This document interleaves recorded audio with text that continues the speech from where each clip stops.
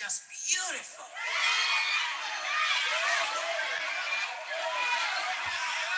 Jesus, just come down and listen to these voices. Did you hear that?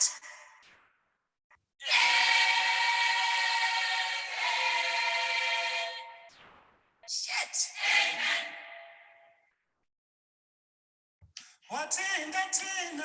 Watinga banga sokufa safa saphenduka saphenduka injebo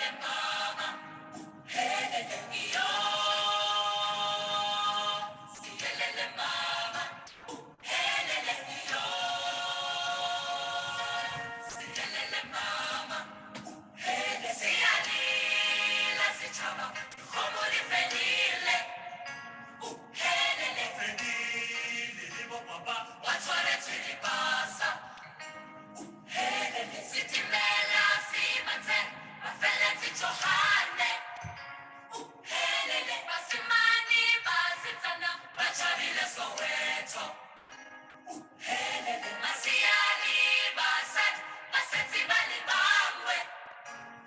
Helele, tanglibane, matata Afrika. Helele, iyo, si helele mama. Helele, iyo, si helele mama. Helele, iyo, si helele mama.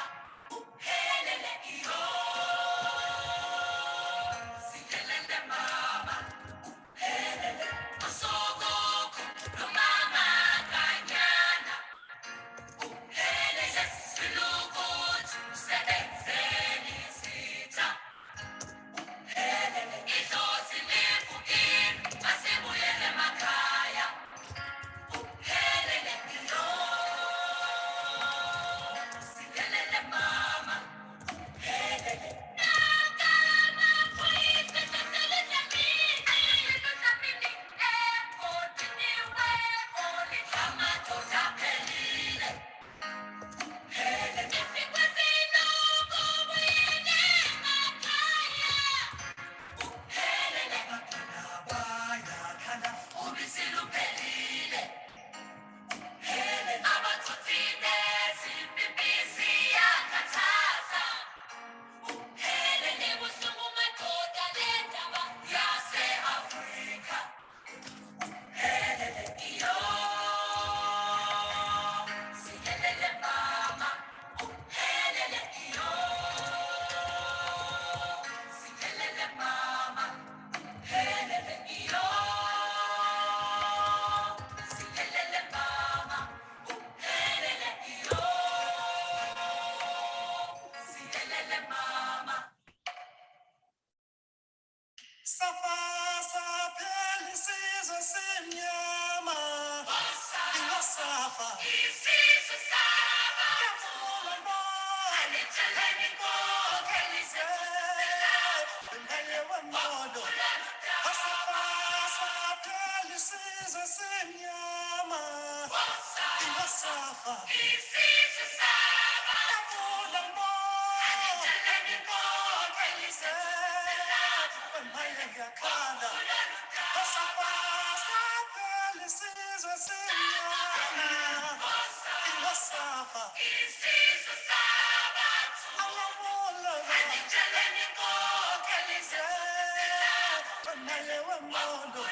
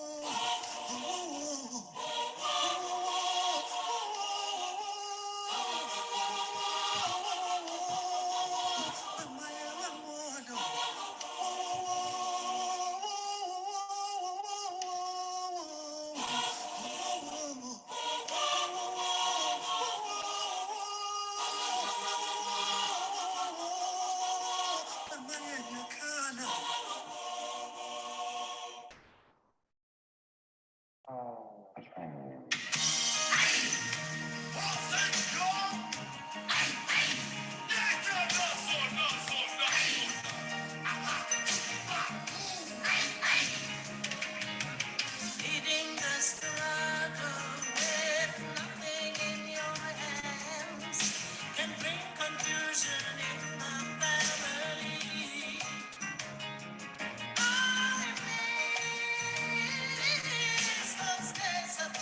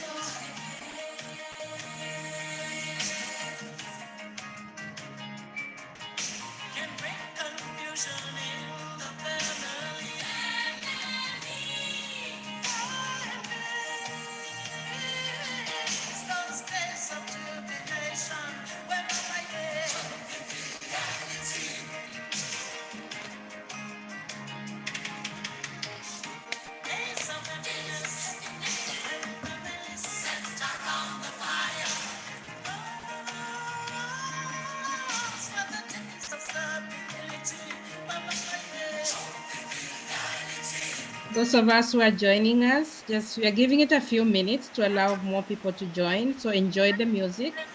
We'll give it a few minutes and then we'll get started. Thank you.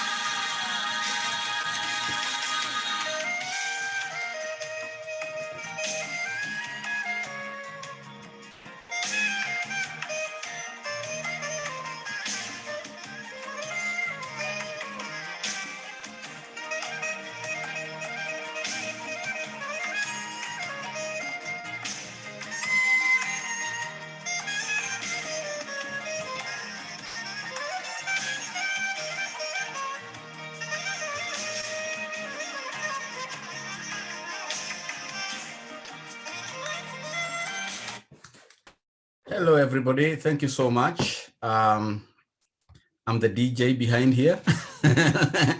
And thank you so much for joining us. We are very excited. For those who have found time to join us today, as we continue engaging on the question of Black and Blackness in Canada. And for this moment, I'm gonna leave this to our manager EDI, Jane Omolo. Take it over. Thank you so much, Dr. Nyaga. I would like to take this opportunity to welcome each and every one of you who has joined us. I know there'll be more people joining us as we continue. My name's Jane Omolo. My pronouns are she and her, and I'm the ADI manager at Algoma University. We are so happy and pleased to have each and every one of you join us today. And I would like to start with a very quick housekeeping before we go to the land acknowledgement. This is a Zoom webinar and it's being recorded so that we can be able to share it with those who are not able to attend. Please note that participant cameras and microphones are off, and only hosts and panelists have access to their microphone and their camera. Use the chat function to introduce yourself. Please let us know where you're joining us from. And if you have any thoughts and comments, please use the chat function as well. However, as the session advances and you have questions to ask, we'll encourage each one of you to use the Q&A button, because it will be easier for us to be able to monitor the questions, and then later on during the Q&A, we can be able to have our presenters respond to all the questions that are being asked. So all attendees today will remain in a listen-only mode. And if you run into any audio issues during the webinar, please try another method of listening in. You can use your computer audio, or you can call in using the phone. I would like us to pause for a moment, and I will do the land acknowledgement. We wish to acknowledge that the campuses of Algoma University are located on the traditional lands of the Anishinabek, the Mississaugas of the Credit, and the Mushkegowik Cree, as well as the hereditary lands of the Métis Nation. We also acknowledge that many of us are joining today's session from Robinson Huron Treaty Territory, home of the Garden River, Bachwana First Nations, on sacred land set aside for education as envisioned by Chief Shingwak, for our children and for those yet unborn. And as today's session is being held virtually, and we have participants joining from other locations across Canada, we would also like to acknowledge all the Indigenous nations across Turtle Island, whose lands and territories we are each situated on. We also acknowledge everyone joining us from other Indigenous nations globally, if we have any. We also acknowledge that people of African descent were brought here against their will, while others have migrated here, and together we have brought a rich cultural heritage representing many languages, ethnicities, and religious traditions to this land. Today, we affirm our collective responsibility to honor and respect those who have gone before us, those who are here, and those who are yet to come. We are grateful for the opportunity to be learning, working, and living on this land.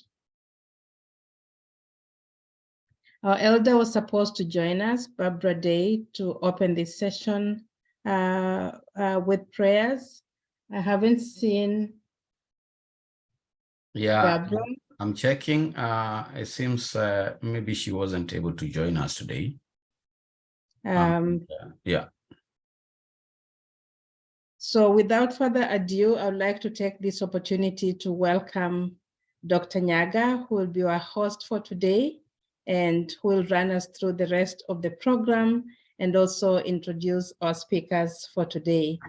Dr. Nyaga is the chair to the Anti-Black Racism Working Committee at Algoma University, and he's also one of our faculty members, and we are very honored to be able to have Dr. Nyaga as part of our community here at Algoma University.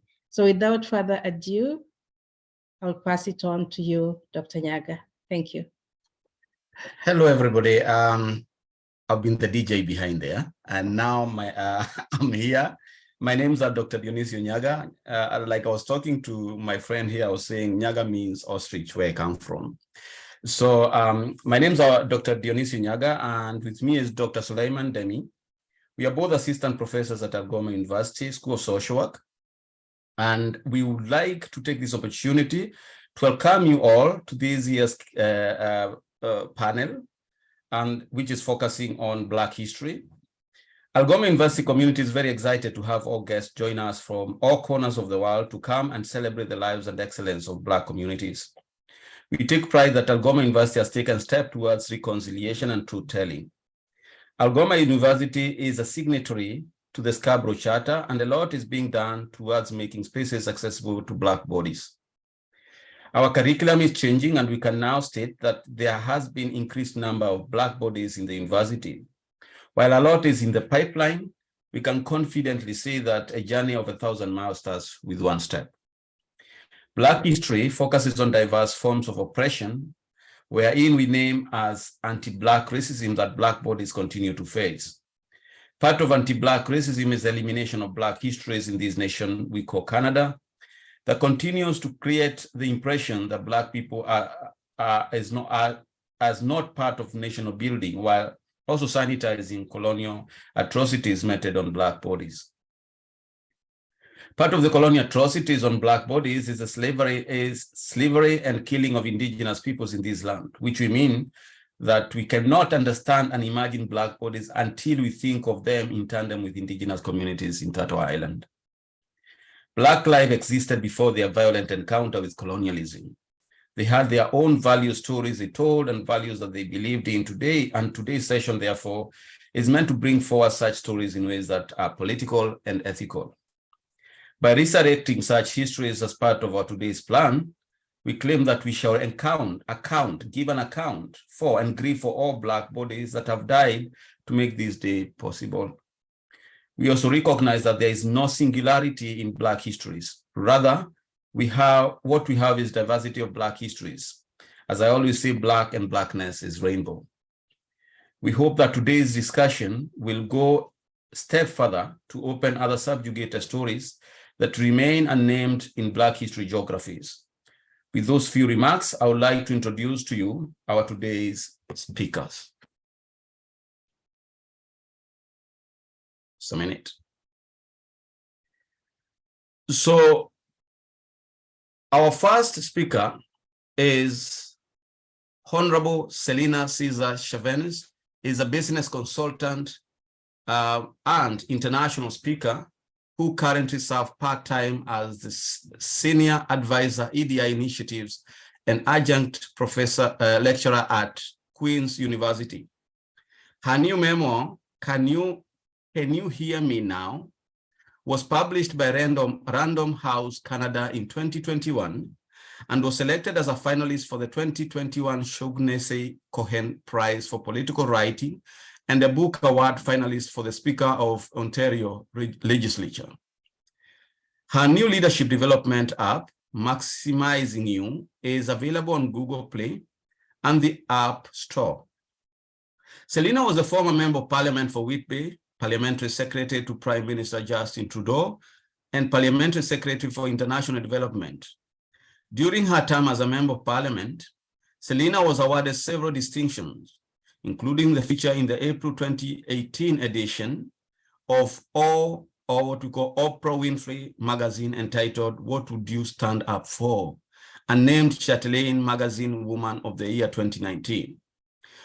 She has a Bachelor of Science, an MBA in Healthcare Management, and an Executive MBA from Rotman School of Management, and is currently enrolled in a neuroscience PhD program at Queen's University. Selina founded Resolve Research Solution, Inc., a research management consultant firm which provides research consulting and education services to organizations seeking equity and advancing progress for, advancing progress for those with multiple intersecting identities. So you can learn more from, I'm trying to, whatever, there's just a minute and it's not allowing me, just a minute. Just a minute. Just want to take it.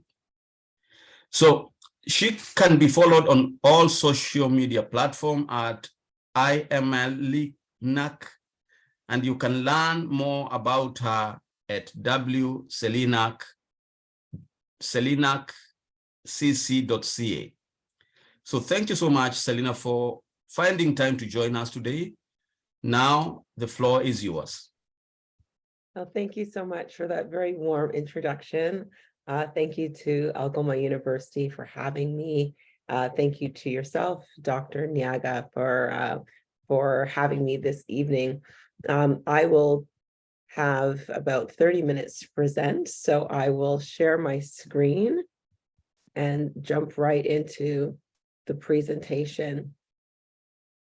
So today we're going to be talking about active resistance and the politics of Blackness. And I think that I could merge those two titles together as being a former Black politician. And I think that the conversation is critically important because of our, as in the land acknowledgement said, our storied history across Turtle Island in Canada, but our storied history and our collected efforts towards justice that is intersecting with Indigenous folks. So before I start, I want to acknowledge that I'm speaking to you all today from my home in Whitby, which is the traditional territories of the Mississaugas of Scugog Island First Nation, Williams Treaty First Nation of Curve Lake, Hiawatha, Georgian Island, Beausoleil, and Rama First Nation, and the ability for my family to live, work, play, learn, have joy, sadness, triumph, and pain on this land is a testament to the stewards of the land from time immemorial, Indigenous brothers and sisters and two-spirited folks. So I thank them for our ability to gather here, to have my home here, for our family to have a home here, and look forward to continuing to lock arms with them in this journey as we pursue justice. And I think that's a really important and powerful concept in this discussion that we're going to have today.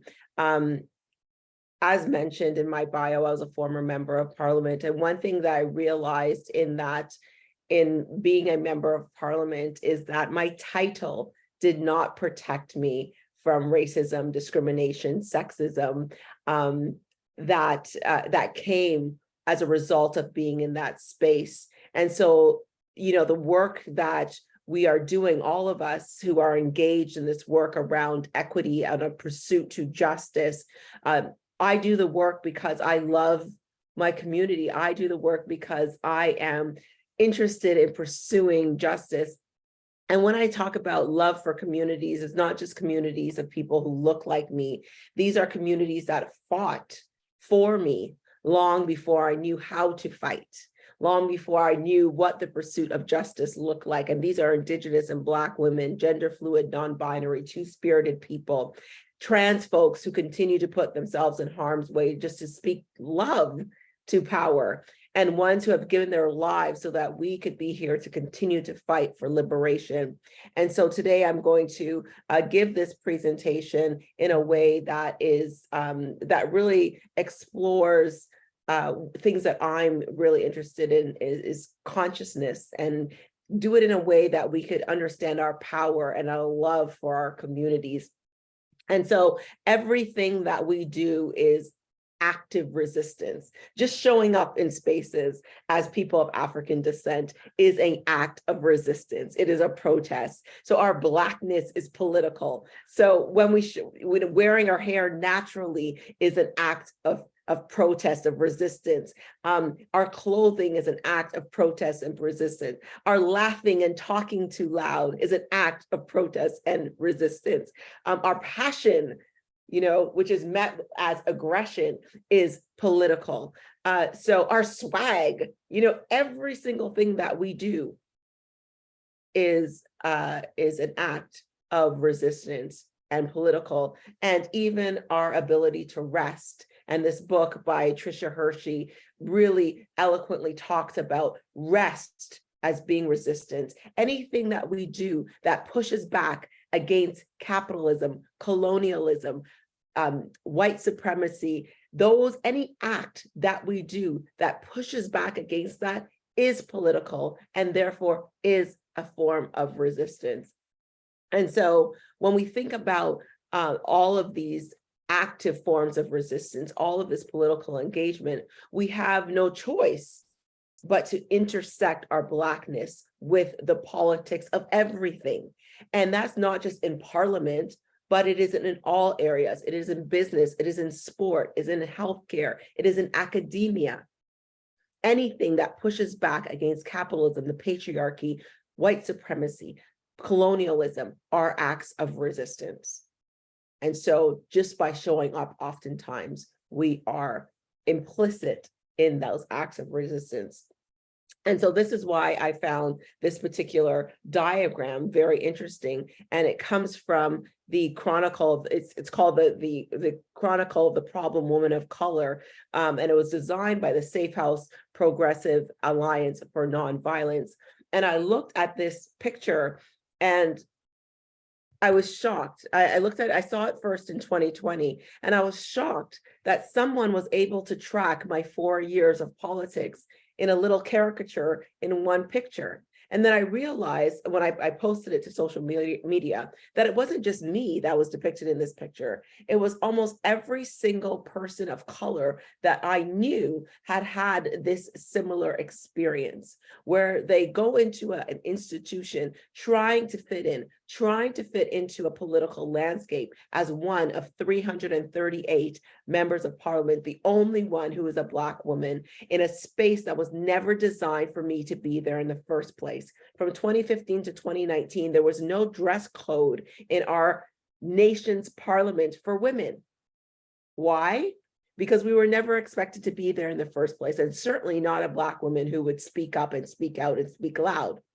And so you try to fit into these spaces, and then you're trying to fit in, you're trying to be welcomed and needed, and sort of make people understand your worth and your passion, and you start to try to leave your mark. You put out your intentional, intelligent ideas, policies, work, and you start to really, you really start to put that out there, but you're noticing things that are different. You're noticing that when security is supposed to recognize and remember all members of parliament, they are forgetting you. And you recognize that when you go into buildings, you are often met with resistance at the door because you need to show your badge and your identification every single time, even though you are the only one who looks like you. So you should be easy to remember. And so you call these out and you speak up and you talk about the things that are going on, and you are demanding to be treated equally, if not have equity within that space.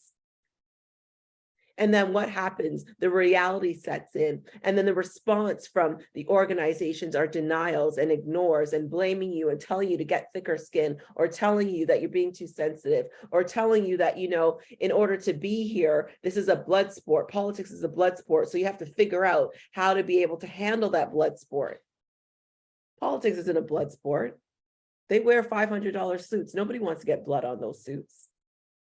This is a place where we're supposed to be enacting policy that helps the poorest and most vulnerable in our country of 37+ million people. How can we have blood on the floor when that is supposed to be our job? And so in that response, there is a retaliation, and the woman of color or the person of color ends up leaving. And so this picture is a depiction of what we often go through when we are in spaces, when we are trying to disrupt, when we're trying to make change that we know is going to help not just us. In fact, oftentimes not us. These acts of resistance, these acts of political engagement often are not because we're trying to help ourselves. I've always said, like, I don't ask for the repeal of mandatory minimums, which just was repealed a couple of months ago, which was promised in 2015. I don't ask for or demand the repeal of mandatory minimums because I plan to go to jail. I was seeking the repeal of mandatory minimums because I know they're unconstitutional and they impact Black and Indigenous people and their families. And so it's not an act of resistance for our own benefit. It is for the collective. It is for the awareness of political consciousness, as Bell Hooks and others have talked about, that is necessary to disrupt. And so what do we need to do to remain resilient in the ongoing pursuit of justice, knowing that everything we do is a resistance exercise, just showing up. And so the foundation of that is to stand on your principles and your values. And one of my favorite essays is in this book. It's called, it's the top 10 Harvard Business Review must-reads on managing yourself. And it's an essay by Clayton Christensen entitled, How Will You Measure Your Life? And in the essay, Clayton Christensen, who died a few months ago, says, the lesson I learned from this is that it's easier to stand to hold to your principles 100% of the time than it is to hold them 98% of the time. If you give in to just this once, I'm not going to stand on my values. Just this once, I'm not going to stand on my principles. If you give into the just this once based on the marginal cost analysis, you'll regret where you end up. You've got to define for yourself what you stand for and draw a line in a safe place. So irrespective of what is happening in the world, what is happening around me, I know that the foundation on which I stand on is my values and principles, and it's anchored by some of the pain that I've gone through. It's anchored by the fact that I know what it's like to be left behind. I know the hurt and the sting of feeling that I'm going to be judged by the worst thing that I've ever done. So that pain anchors my values and principles. So when it comes to standing up for Jody Wilson-Raybould, I am unwavering in doing that. There is no question. Do I go against, do I support my party or I support my principles? It'll be my principles every day and Sunday. There is no option there. And so the foundation by which we stand has to be our values and principles when we are making decisions, because this work is hard. And so when we think about that as our foundation, now that we have our foundation, what else do we need to do to continue on this arc or this moral arc towards justice? How do we do things differently? Because it's one thing to say that our resistance is all the time and our Blackness is political, but then how do we maintain that? How do we keep that going? And so I have 4 ways, because this is not just about me ranting, it's about giving people the skills to be able to continue in this work. The first is to reframe. If we want spaces to change, we need to change the way that we think within those spaces, particularly about ourselves and how we view others. And so I love this picture from Sylvia Duckworth. Sylvia Duckworth is a teacher in Toronto, 30 years, award-winning teacher. And she has a lot of these kind of caricature designs. This one looks at the wheel of power and privilege. And I think everyone will agree, based on the public discourse, that power, based on your intersecting identities, land in the middle, while people who are often marginalized are on the outside of that wheel. Now, when I look at this wheel, I see myself under the category of marginalized based on my intersecting identities.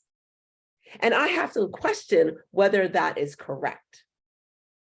Are we using the language that is appropriately to attribute to us? And so what if we removed that term marginalized just for a moment and just thought about something differently? Reframing exercise right now. Those individuals, many of whom are on this screen or are going to watch this recording at some time later, are going to probably identify based on their intersecting identities with someone on the outside of the screen, someone that was called marginalized. But you had to, I know I had to, navigate spaces, heteronormative spaces that were never designed for me, and do them successfully. Is that not power? Is that not powerful? The skills, the expertise, the experience that I've gathered by navigating challenges, by overcoming barriers, by making mistakes, by being hurt, by having pain. Is that not powerful? Is that skill not powerful to policy? Is that expertise of being able to navigate a space that is never designed for me to succeed in the first place and succeeding, is that expertise not valuable?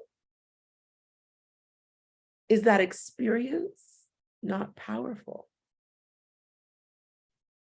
So when we think about this wheel and reframe how we see ourselves and others, oftentimes we need to think about what power do people with multiple intersecting identities bring to spaces. And I love giving the example of Carla Qualtrough. Carla Qualtrough, of course, Minister Qualtrough is a minister in the government. She's been a minister since 2015. She's legally blind. And we had a conversation once, and she said, no pun intended, that she sees policy different. She has navigated a world that was designed for able-bodied people. And she's navigated it as someone who is legally blind. And so when she looks at policy, she doesn't look at it based on the same way everybody else does. She brings that very particular lens. So any policy that she looks at doesn't just help people who are legally blind.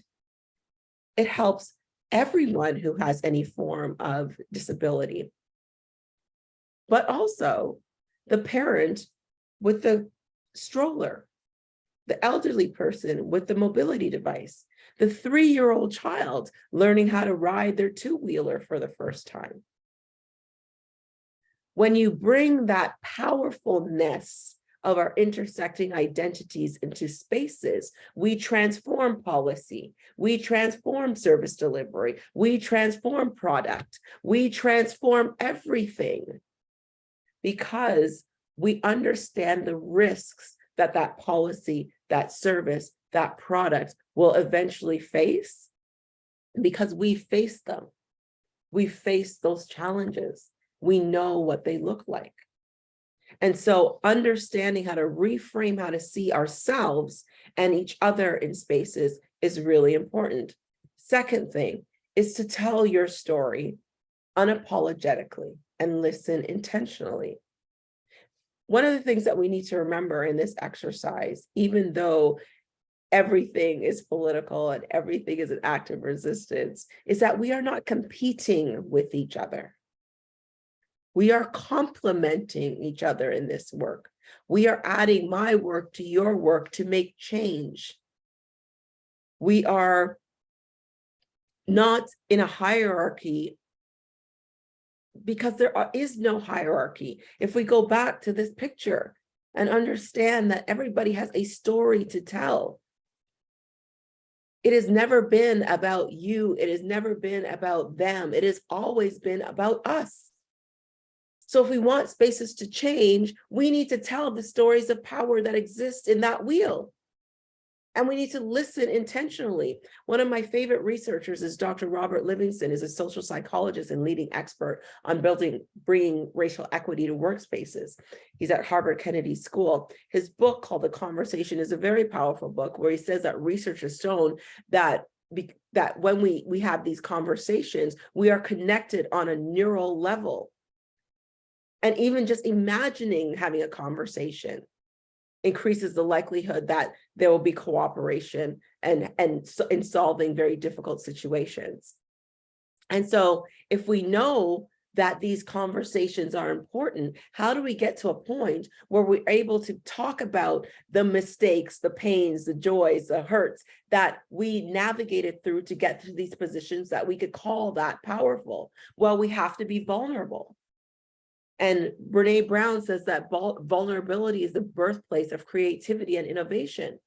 And that's a whole other lecture that I could give to Algoma University at another time, but we won't do it today. But we understand how difficult it can be to get to that point where we're moving forward, because we know that acts of resistance and the politics of our Blackness come at a cost. So the spaces that we exist in need to change. The culture of those spaces need to change so that we can effectively tell those stories. But we also need to recognize that imposter syndrome is very real. And sometimes we're afraid to tell those stories.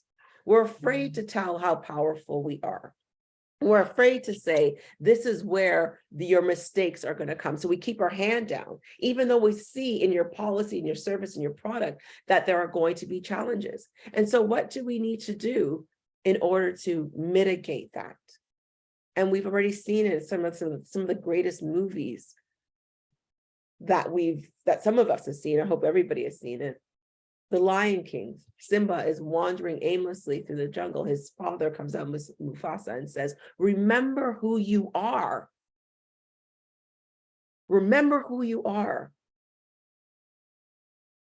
Again, in Black Panther, T'Challa is challenging M'Baku in the challenge, and Ramonda, his mother, yells to him when he's getting beaten up, show them who you are. Our history as people of African descent did not begin with the enslavement of African people, with the social construct of race, with the absolute capitalist structure that was initiated on those plantations with the enslavement of African people. That is not where we began. We began with pyramids and birthing mathematics and astrology and astronomy and history and literature. The first universities in the world were where? On the continent itself. Remember who you are. This is not Black excellence. We are just excellent. We birthed that. That is who we are. And in structures that push us down and hold us down and try to put us in a box when we never belonged in a box in the first place, often eat us up. But it's important to tell those stories And it's important for our allies to be listening to those stories intentionally, because we'll never change spaces if we don't do that. So it is important to have those conversations, because stories are sticky. And in these unusual times, when there are geopolitical issues, climate change, calls for racial and social justice, a pandemic, these unusual times are going to require unusual leadership who will engage the unusual suspects. And who are the unusual suspects? They are not the people that are around the world and in the global south. They are the person sitting right beside you at work every single day that you walk by and you don't say hello to in the morning. Have the conversations. They are important. Our leadership requires it. Number 3, give back and push back.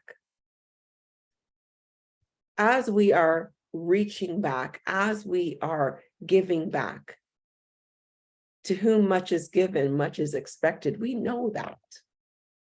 But as we are reaching back, as we are giving back, remember, this is not a competition. We are complementing each other.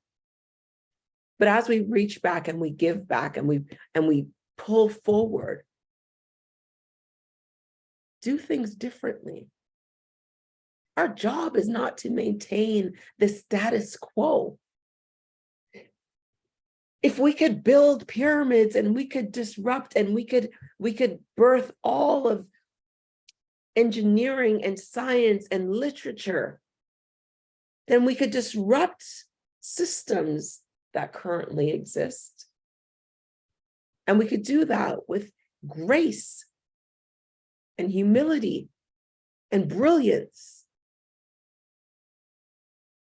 And so when we are pushing back, we are required to do that so that the next generation coming forward doesn't have the same challenges that we have. And often people said, why, Selena, did you talk about your experiences so much in politics? And it was because I didn't want the next person who came after me to be surprised. If they come into the room and they at least have the understanding of some of the experiences that I had, and they add it to their own experiences, they're able to do things differently. They're not going to adhere to, this is the way we've always done things. Yeah, that's great that that's how you've always done things. Well, let's think about doing things differently now that I'm here. And so we give back and we push back. And lastly, we breathe, we work, we make mistakes, and we repeat. We breathe some more, we work some more, we mistake some more, and we repeat. Okay? This work is hard. But one of the things that I've learned from Brian Stevenson in his book, Just Mercy, he uses a line in the book, and it's partly quoted here, but I'll use the whole quote. And many of you may know Brian Stevenson from the movie with Michael B. Jordan and Jamie Foxx. But the book is better. The book is always better. Always read the book. The book is always better. But the movie was actually really, really powerful. So you can watch the movie too, but read the book. In the book, he says, each of us is more than the worst thing we've ever done. My work with the poor and the incarcerated has persuaded me that the opposite of poverty is not wealth. The opposite of poverty is justice. Our acts of resistance, our acts of disruption, our ability to want to do more and be more, the politics of Blackness, the politics of who we are, requires us to understand that everything we do is on a pursuit of justice. I spoke earlier about mandatory minimums. I want to reiterate that the advocacy around that did not come from a place of ego. It came from the place of the collective, of knowing full well that in order to bring families back together, in order to make ourselves whole, in order to have our communities build and thrive and be strong, it required us to repeal mandatory minimums. It is a disappointment that they were repealed a couple of months ago. In those 7 years, people suffered. People were hurt. Where is our humanity? Where is our humanity? And then people say, well, government, it works, it doesn't move fast. That's nonsense. Look at the pandemic. The pandemic showed us that we could turn that ship on a dime. So let's be clear when we talk about why active resistance and the politics of Blackness is so important. Because when it comes to certain groups, especially Black and Indigenous folks, there tends to be the response of, well, you just wait. You just wait. You'll be able to get your justice later. And I saw something on I can't remember if it was Instagram or TikTok last night, where someone said, and I apologize for not having the actual reference of who said it, and I should know the name, but I don't have it right now.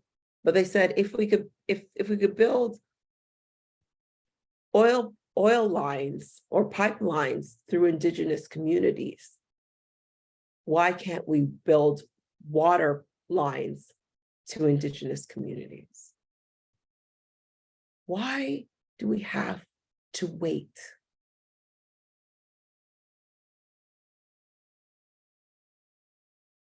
The opposite of poverty, which many Black and Indigenous people are going through, is not wealth. It's justice. It's understanding the politics of our Blackness and how it intersects with every single thing that we do. Health, education, child welfare, justice, everything. And so as tough as this is, as hard as this work could possibly be, the world still needs us to show up. I'm not going to quote it, but this book by Bell Hooks, Feminist Theory from Margins to Center, talks about the importance of Black women in particular in that work. I will quote it because I found the quote. It is essential for a continued feminist struggle that Black women recognize their special vantage point in our marginality, that our marginality gives us, and makes us, and make use of this perspective to criticize the dominant racist, classist, sexist homogeny, as well as re-envision and create a counter-homogeny. But to everybody else, Faces at the Bottom of the Well by Derek Bell. Powerful read. And in this book, Derek Bell talks about Dr. Martin Luther King and his struggle to remain committed to the courageous struggle of the civil rights movement, whatever the odds. And remember, Dr. King had his house bombed, was jailed, etc. And he said part of the struggle was the need to speak the truth. Even as he, Dr. King, the struggle, sorry, I will start that over. Part of the struggle was the need to speak the truth as he, Dr. King, viewed it, even when that truth alienated rather than unified, upset minds rather than calmed hearts, and subjected the speaker to general censure rather than acclaim. In this work around active resistance and the politics of our Blackness, we need to expect that in the telling of our truth, in the reframing of who we are and understanding our power, in the storytelling that we do, in the giving back and the pushing back, in the work, repeat, breathe process, we are going to alienate rather than unify. And that's okay. We are going to have awkward conversations and upset minds, and that's okay. And we might be standing alone on the right side of history, and that too, my friends, is absolutely okay. And I'll leave with this, that I'm going to repeat it again, that it has never been about me. It has never been about you. And it is always, always going to be about us. And the sooner the world recognizes that, the sooner we could get along with pursuing justice. Thank you. Namaste. Ashe. Wow, Selena. I'm telling you, I don't even know where to start, because that is deep conversation you've had there with us. And I think majority of us now make sense of how life looks like, especially for Black bodies. I like that aspect of the intersectional aspect of looking at the kind of resistance we need to get into. Because majority of us think from a very singular perspective, that I'm Black, but they don't want to see that Black is not singular, right? Black is not that neat, right? Yeah. It's not that clear. And you have to engage with Blackness as if you're engaging with complexities of identities. Yeah. And people don't want to engage with that. They fear getting into that kind of so-called business. And I think I like what you also pushed around about the rest, that rest is resistance. Yes. And the most interesting thing is people don't know about this conversation about resting, Yes. right? And it connects with the work of, I think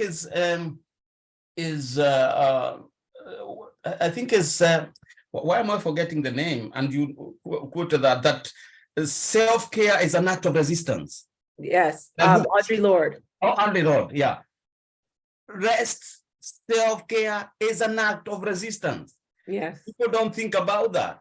But the other Yeah. thing I'm seeing with your conversation is that, I constantly talk about vulnerability, because most people don't know that actually, and I like that because you reasserted that and say that vulnerability actually is our point of resistance, but also helps us to reimagine the world that we live in from a very emotional place. People will ask me, how do you tell us to be emotional? Yes, people don't know, like, emotions also think. Emotions have a way of engaging with us in ways that are creative. People don't want to get into that because we are so colonized to think that there's a particular way which is rational that we should think about Black and Blackness and the art of resistance. And before you realize, we are performing in the hands of the colonizer. Right? We're just back in the game. Exactly. We are just putting this or whatever. But the other thing that I picked up from whatever is that, that part of you said, this is not Black excellence. We are already excellent. Right. Come on. Stop using that terminology, Black. Yes. We are excellent. It's just excellent. That's all I am. Right? And you talked about, tell me about Timbuktu in Africa. Yes. That's where science started. Mathematics started there. Yes. We don't want to talk about that. Yes. Because those are not comfortable histories to be brought forward to Canada, because... That's okay. I'm not here to make anybody comfortable. I'm here to tell you the truth. So thank you so much, Selena. And do it while looking cute, so... Okay, so let's get into it. I can't wait to hear my brother Faisal. Let's go. Okay.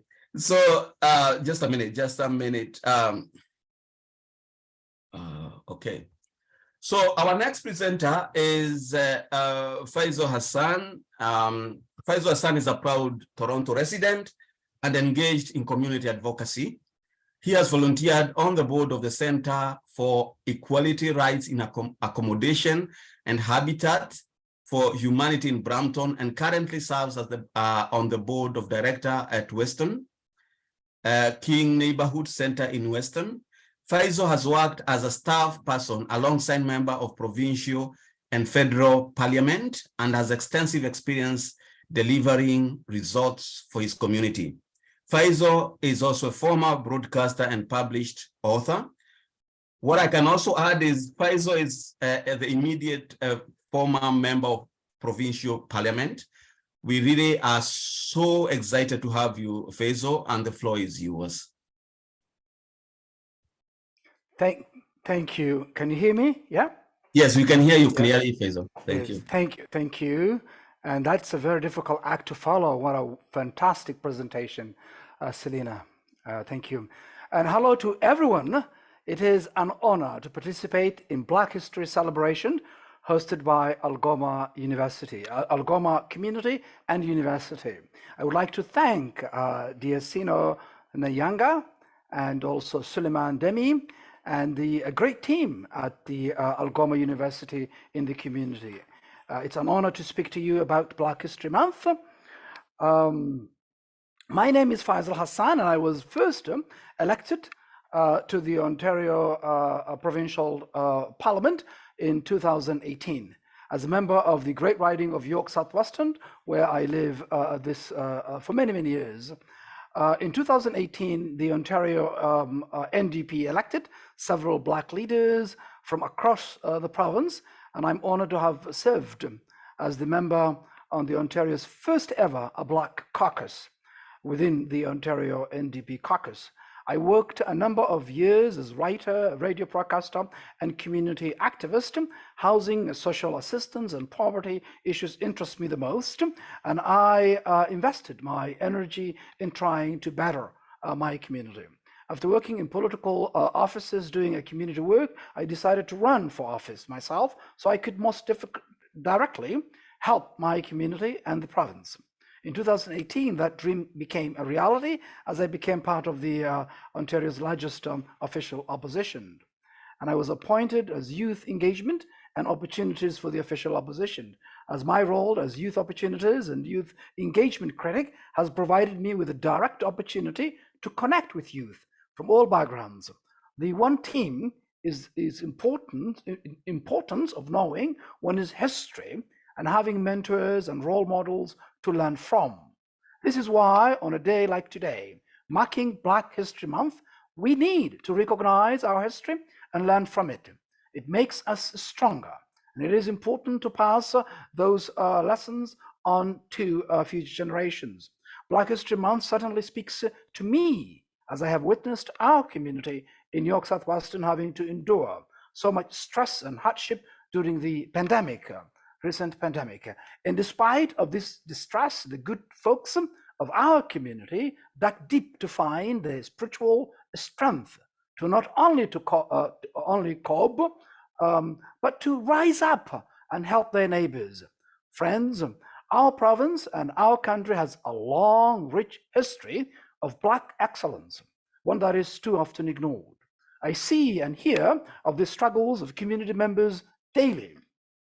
Black and racialized Canadians in particular have borne disproportionate effect of the pandemic. Our Black history shows the generations of struggles we have known continue in many ways today, despite the many gains and victories we have had to fight so much for. There is an old saying, we are all in the same boat. Well, whether it is how the pandemic affected the population or whether it is the daily of systemic racism and discrimination that continues to rear its ugly head, we are not all in the same boat. We might be in the same storm, but all have different boats and some have none at all.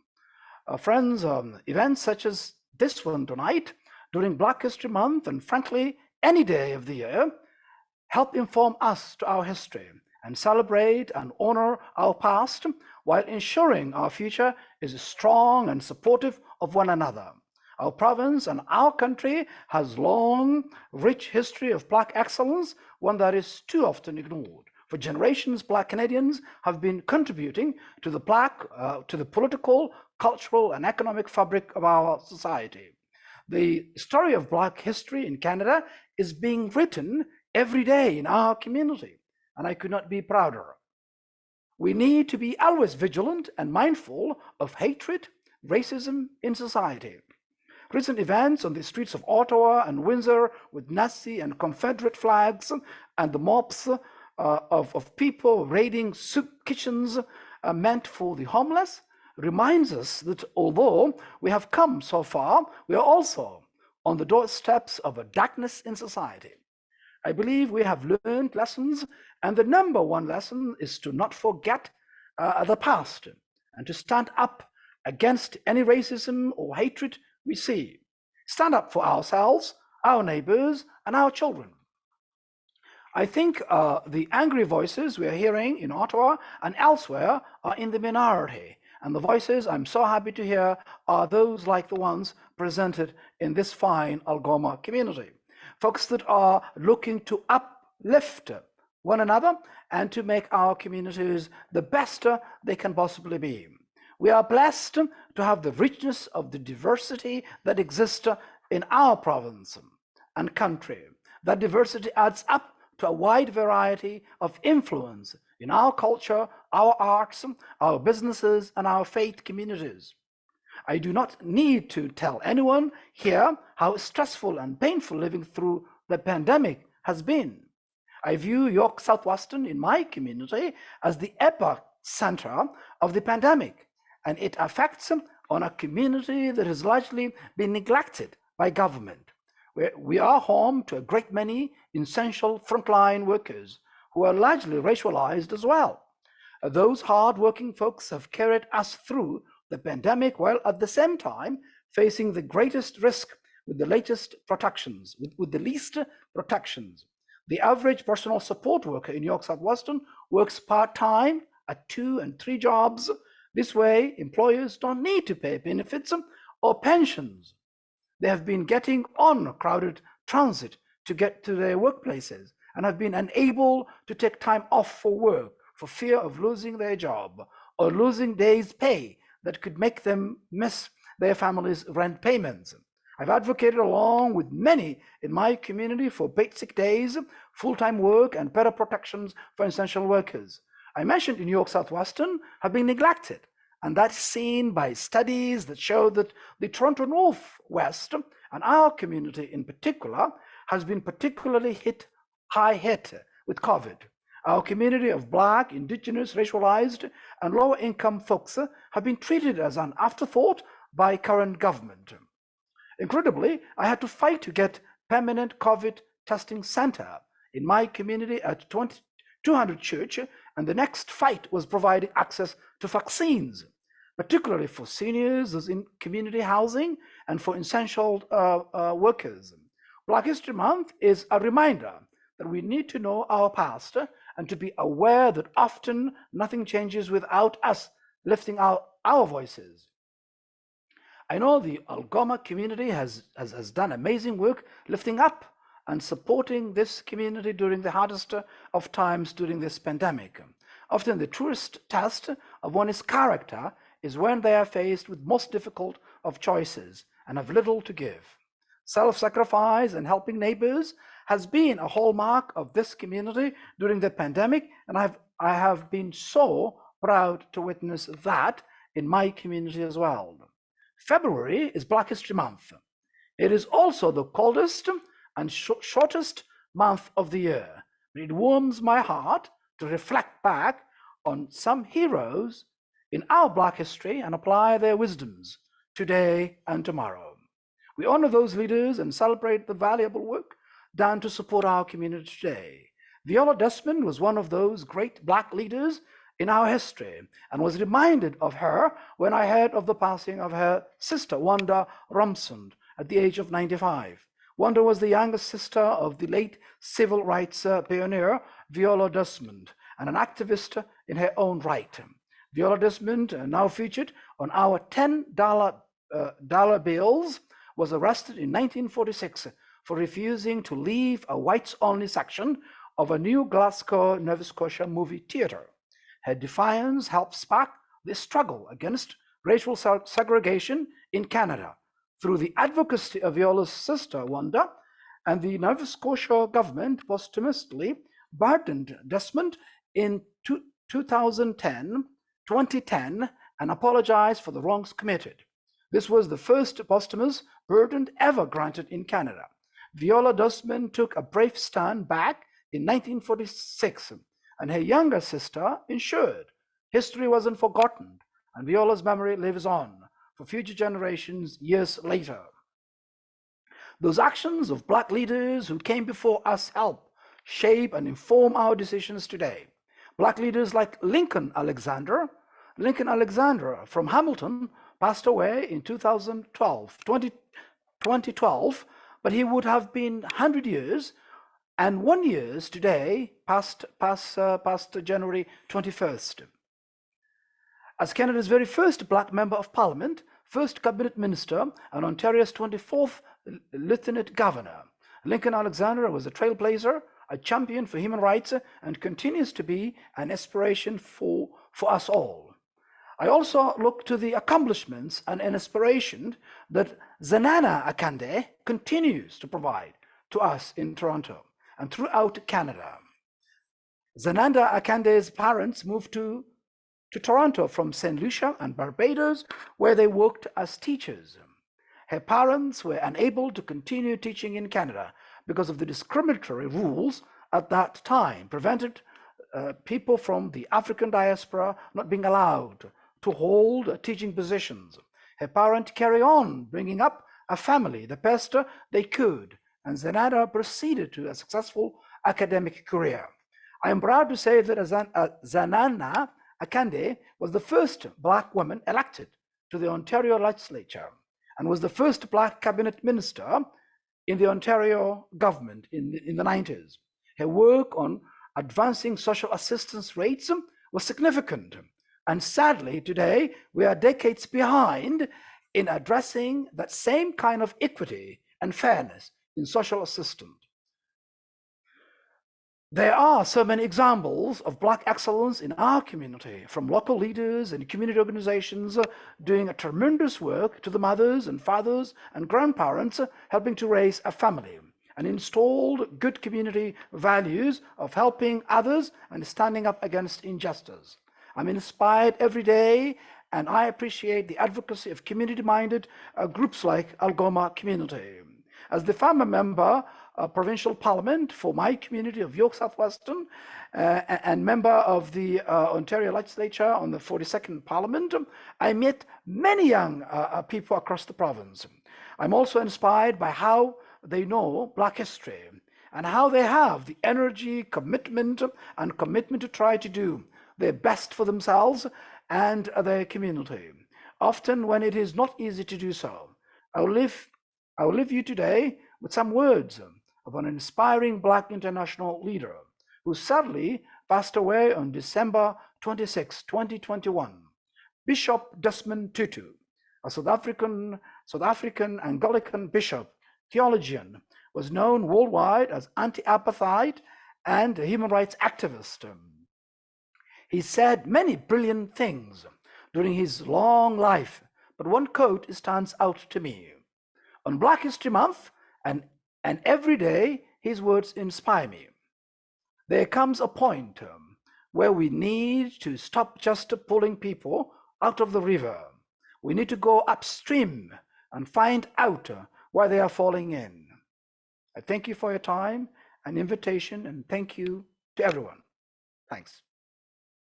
Wow. Thank you so much, Faisal, for such a very clear, succinct presentation.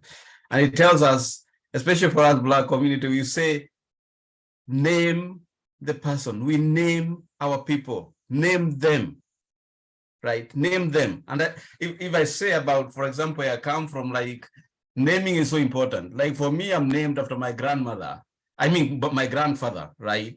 Because I have to pass on that, because naming has an ethical standpoint where we remember people. And I think what I've heard from both of your conversation is about remembering. Why? Because we've been forgotten, right? And to remember is to say, I see you, I am imagining you, but also I'm calling upon you to come together, because coming together we hold hands. And I think that's what I heard from Selena, that we're holding hands, we are holding hands, we are embracing, because the act of resistance is about an embrace we have. We have to be so vulnerable to embrace each other and call for social change.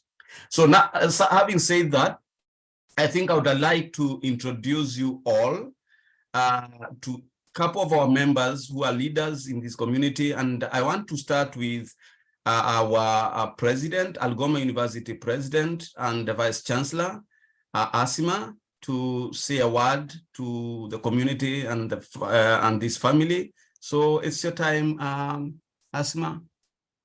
Hi, Dio. It says I'm disabled from putting my video on screen. Oh, no. Let me do some magic there. Let me do some magic here. And I've been traveling this last few hours, so I might look a little disheveled, but maybe it's good my video is off. Okay, now, you can do that if you want, Asima. I've given you the headway. Yeah, there you go. Thank you very much. And first of all, thank you so much, Faisal and Selena, for your talk tonight. Truly inspiring, I think, to those of us who are really trying to dig into this change work, both at the university and in our community. And I think about the importance of the stories and what you talked about in terms of ensuring that truth is told and that truth is accessible, and that we understand what we're moving into or what we're going into. And so I want to thank you both for just being with us this evening, being part of Black History Month at Algoma University, and for taking time to challenge us in the work that we're trying to do. And I think you both in your own way said this work is not easy, this work is hard. And we know that. I think we're all experiencing how challenging and difficult it is. We're change makers. And I want to thank everybody that's come in this evening and continue to challenge everyone. Algoma is really moving forward with its work to make our communities safe, inclusive, welcoming, where everyone can go forward together. And it's events like this, these kinds of opportunities where I think we get inspired to keep going, and it gives us the energy to keep going. And so my message tonight is, let's keep going. This work is important. And as Selena said, we're all human beings, and the world needs us because it is a mess out there. So for all of you who are really working hard in this area, keep going as hard as it is, and let's stay together, let's stand together, and let's just get the damn work done. Thanks everyone for coming out tonight. And again, thank you so much to Dio and Jane and everybody who's been organizing all of these talks for us. Really engaging and energizing, really appreciate it. And thank you again, Faisal and Selena, for coming and being part of our special evening. Thank you, Asma, for that. And I just want to say that Asma has been very supportive in this kind of work. And I really appreciate the kind of work you've been doing behind the scenes, Asma. And so I want the community to appreciate that actually Algoma has really done a lot of work. And like I said initially, we've already signed the Scarborough Charter and we are walking the talk. We are not stopping, we are walking the talk. And thank you so much, Asma, for the support. I want to introduce you also to community members. And for now, I'll introduce you to Dave Monix, who is the president of Akano. Dave Monix. Wow, thank you so much. It's an absolute honor, Selena and Faisal. Thank you so much. I'm rejuvenated after today and even more inspired. And thank you for your words, because it reminds me of the position that I took after I finished my university studies, that I have a responsibility to disrupt the narrative. So thank you for reminding and encouraging that about that. And you're right, the work, or I don't remember who said it, they said, but this work will kill you, but it's worth it, right? Because I think we have a responsibility to make sure that we make a difference for the future. I really don't want to say much, but I want to say this because so much been said already. I am always reminded when I hear these conversations or are a part of these conversations of Alvin Toffler's quote. And he says, the illiterates of the 21st century is not going to be those who cannot read or write. It's going to be those who cannot unlearn, relearn, and learn. So thank you for your message, because there is so much of our history that hasn't been told in the right way, or hasn't been told at all. So we have so much education to do from the perspective of helping to lead the way for some of this unlearning and some of this relearning. And as long as I have breath in this body, I would always try to, find a way to be actively engaged and do the best that I can from where I'm at.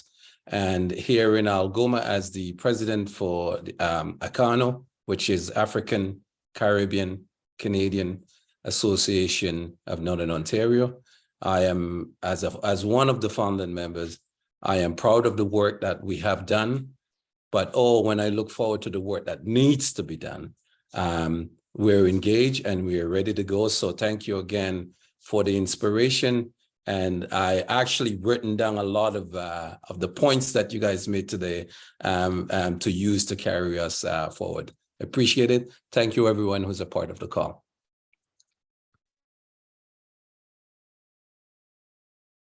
Okay, for those who don't know, Algoma, we have like extra 2 campuses. So we have the main campus in Sault Ste. Marie, and we have another campus in Timmins, and another one in Brampton. So for now, I'll leave the Timmins faculty member to introduce the Timmins family.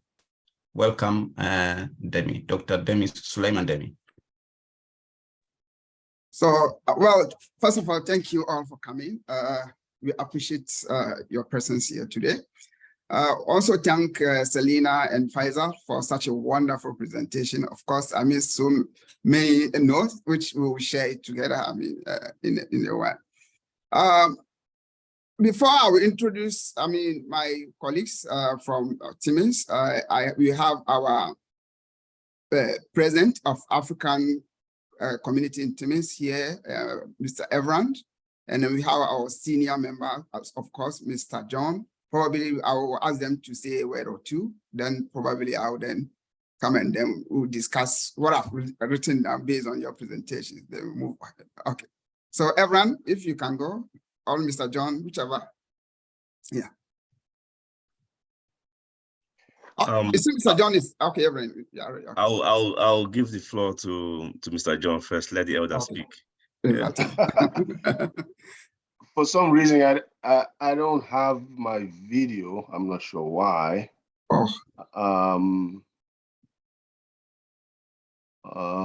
Just a minute, John. I'll try and give you the. I'm trying to check out. Do your magic again. Let me do this magic. And now I'm not seeing you again. Okay, here you go. Okay. Okay. Oh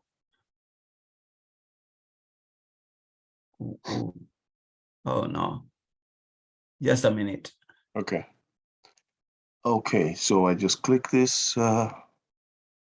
Yeah, just a minute, John. I'm trying to see, and you keep hiding. I'm trying to reach out to you. Now I can't see you. No. Okay. Okay. John seems to be. Maybe what we can do is everyone can go first, and then I'll try and whatever with John to see whether I can give the way. All right. Good evening, everyone. It's a great pleasure to be here.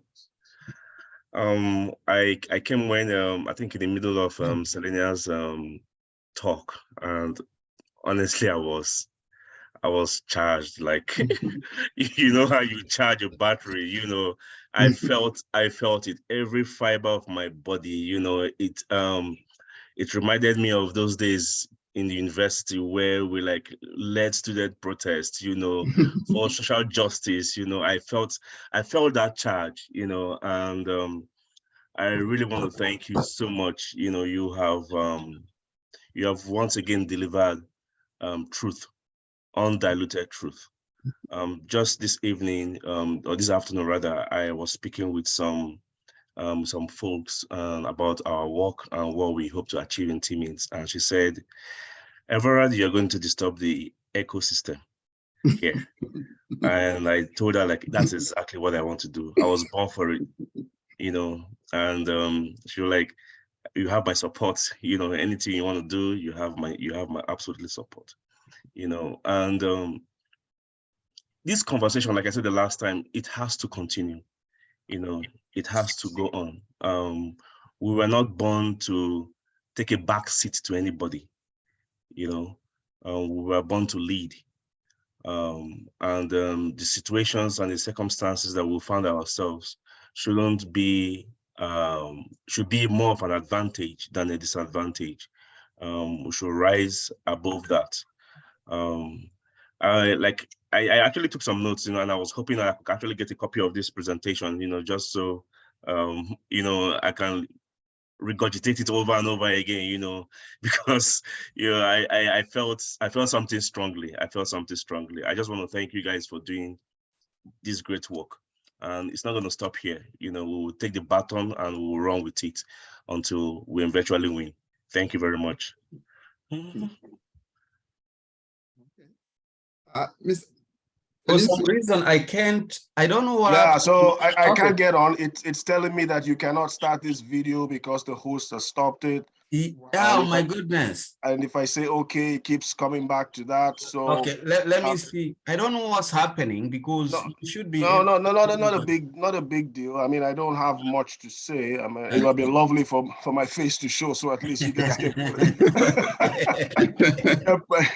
put a face to the name. But so if you can get that done, I'm trying to do something. We need to see John. Yes. For those who don't know John, when I came to Algoma, the first place I went to was Timmins. And if there's anybody I call like I call John like my dad, because he took care of me in Timmins, really, right? He was a family. There was no one I knew, but John was there, like, and was making sure that I'm doing okay. So he would give me a call, and I would always tell him, like, today is Members Day, which where I come from, Members Day means Friday. So that's when we go out and have fun, right? So John was always there. Anyway, let me leave this to John. John, okay. Introduce yourself. I'll try and see whether you can. I mean, as I said, I don't have a whole lot to say. Just thanks for the opportunity and the invitation to, you know, to be at this event. We here in Timmins are just getting started. Everett is the president of our association, which we formed this year. And so we're really in the early stages. So it's and you know, kudos to Jane, to Denisio, to Demi, who have kind of helped, you know, pull it all together and keep us going and have it taken off. I think for me, the big take is. I think John, you can whatever. Sorry for that, John. You can now. I think your video should be ready now. There you go. Hey, there you go. Okay, thank you. Okay, there you go. All right, awesome. So it's I mean, for me, it's just the you know, and the both speakers have kind of alluded to it, and other talk presenters. It's the unlearning that needs to happen. Okay, there's so much, you know, that we need to just kind of unlearn, or depending on how you want to phrase it, learn actually what really happened in the past, and then kind of reconstruct as we go forward. Because a lot of our young people, you know, unfortunately, you know, when I went to school, history wasn't taught. So I had a big disadvantage, not even learning it. So a lot of what I know now are things that I kind of had to figure out on my own and go find and such. And it all started, I remember, many years ago with somebody explaining the Sphinx in Egypt to me, you know, giving me the backstory about that. And that kind of opened my eyes and got me thinking. So that's I think for me is the, you know, is the big thing that one needs to continue to ensure that members of our community understand and give them the confidence to kind of move forward, because a lot of our history has actually been distorted. But again, as I said, not much to say today. It was a pleasure meeting you all, and I'm hoping in this journey that we will continue to cross path and make sure that, you know, as you guys have said, this fight is not over. Sorry, it's not a fight, but this project is not over. Nice. Okay, thank you, Mr. John, and then I mean, Mr. Everett also for such a wonderful comment. Yeah, so please do ask your questions. We have a Q&A tab. If you have any question, please, you can just type it and then we will read it out. But in the meantime, first of all, let me talk to Selina. Selina, that was a wonderful presentation, and I mean, everything was, I mean, very, very on point. I like the fact that you, talked about your experience, right? For example, as a member of parliament and being a Black person in the parliament, and the fact that even there is no dress code, or there was no dress code at the time that you were there, reminds me of what Paul A.J. wrote about some time ago, when Blacks show up uninvited, right? So showing up in a case, in that sense, is also an active form of resistance, so which I found to be very, very, powerful. And I also like the fact that you also mentioned about framing. Framing is key here, because it's about time we frame ourselves from the position of marginality to position of empowerment, right? To be able to resist, we have to get that kind of empowerment, or we have to get that kind of power, or in terms of intellectual, in terms of skills, in terms of knowledge, in terms of whatever, to be able to also resist and then put our course of action on the table when we are called to do that, which was, very powerful to me as well. And the fact that telling our own story, which is also key, because for over the years, African story has been told differently. African story has always been told in a way that kind of seeks to justify colonization and order, which is, something that we have to talk about. And it reminds me of, we have a saying in Ghana that until the lions begin to tell their own story, the story of hunting will always glorify the hunters. Why? Because the hunters are the ones who come out to tell us what they see in the bush. Lions are not there to tell their own side of story. So it's up to us for now to tell our own story. And I like the fact that the team for this Black History Month is telling our own story, to tell it the way it is, which is, very powerful. The last point that I don't want to take much of the time, the last point that I want to talk about, and then probably ask you to, highlight on that, is the fact that you mentioned that everything we do as Black people is an active form of resistance, right? Everything that we do. And also we know resistance is the reactionary force. To resist, you need some force that is coming in the opposite direction to be able to resist that kind of force. So what I'm trying to find out is that to resist, you should know the forces against us. The awareness of that forces is very key. So if you can throw a light, just light on that, to be aware, because we, for example, in our youth, sometimes they will say they fight, but they don't know what they are fighting for or what they are fighting against, right? So that kind of awareness of the forces that against us, that we are resisting, because even our presence alone is a form of, active form of resistance, as you mentioned. So if you can just throw more light on that, that would be great. Thank you. Certainly, thank you for that. So I want to actually pick up on all the points that you brought up. So number one, on empowerment.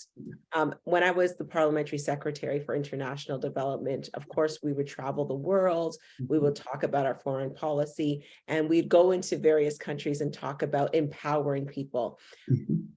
We don't empower anybody. I think everybody is born with a form of empowerment. What they do not have is the tools to exercise that empowerment, often because legislation, policy, etc., removes that agency from them. So land rights, opportunity to own land, opportunity to have choice with your body, opportunity to do these things, takes that away from you, right? So it's like saying, oh, Selena is a voice for. I'm nobody's voice.